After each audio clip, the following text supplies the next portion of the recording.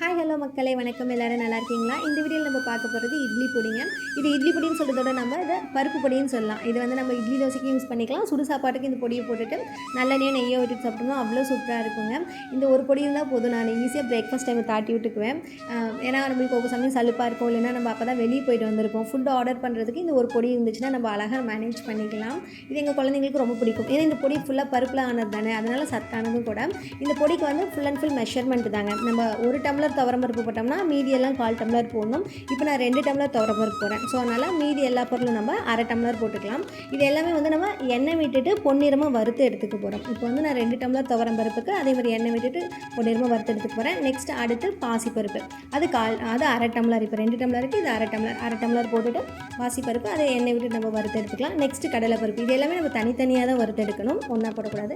Next 1/2 tumbler கடலைப்பருப்பு. Next 1/2 tumbler பொட்டுக்கடலை, 2 spoon சீரக மிளகு நம்ம வாசனைக்காக தான் போடுறோம். அதே மாதிரி நம்ம பூண்டும் 2 கட்டி போட்டுக்கலாம். அதுவும் வந்து நம்மளுக்கு நல்ல ஃப்ளேவர் கொடுக்கும். அதுக்காக தான் ஒரு 2 கட்டி பூண்டு, 10 நம்பர் வரமிளகா, ஒரு பிடிச்சபடி கருவேப்பிலை, நெக்ஸ்ட் பெருங்காயம், இதெல்லாம் நம்ம தனித்தனியாக வறுத்து எடுத்துக்கிட்டுங்க. நெக்ஸ்ட் ஆறுனதும் இதை நம்ம மிக்ஸி ஜாரில் அரைச்சிக்கலாம். அரைக்கும் போது நம்மளுக்கு தேவையான அளவு கல்லுப்பு போட்டு அரைச்சி எடுத்துருந்தோம். ரொம்பவே சூப்பராக இருக்குங்க. நீங்கள் மறக்காமல் ட்ரை பண்ணுங்கள். ட்ரை பண்ணிவிட்டு இது எப்படி வந்துச்சுன்னு சொல்லிட்டு எனக்கு கமெண்ட் பண்ணுங்கள். மறக்காமல் நீங்கள் ரெடி செட் கோ தமிழ் சேனலை சப்ஸ்கிரைப் பண்ணிக்கோங்க. நோட்டிஃபிகேஷன் பெல் பட்டனை கிளிக் பண்ணிக்கோங்க. அப்போ தான் நான் போடுற வீடியோஸ் நீங்கள் உடனுக்குடன் பார்க்கலாம். இந்த வீடியோ உங்களுக்கு பிடிச்சதுன்னா லைக் பண்ணுங்கள், ஷேர் பண்ணுங்கள். Thank you, bye by.